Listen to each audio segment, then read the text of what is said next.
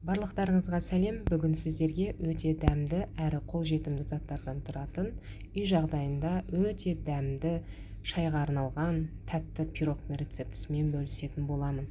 Міндетті түрде жасап көріңіздер, оңай әрі тез дайындалады. Бізге қажет бөлме температурасындағы жұмыртқамызды ыдысымызға саламыз. Кейін оның үстінен қантымызды қосамыз. Жақсылап қанты ерігенше миксердің көмегімен араластыратын боламыз. Толықтай қанты ерігені дұрыс. Одан кейін 2 кесе жылы айранымызды құямыз.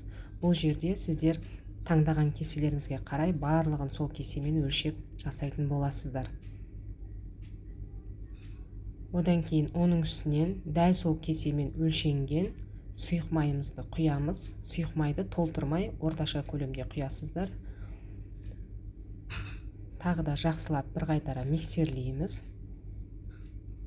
Кейін оның үстінен қамыр қопсытқыш саламыз. 2 шай қасық толтырмай қамыр қопсытқыш салып, електен өткізілген ұнымызды 2 бөліп қосатын боласыздар.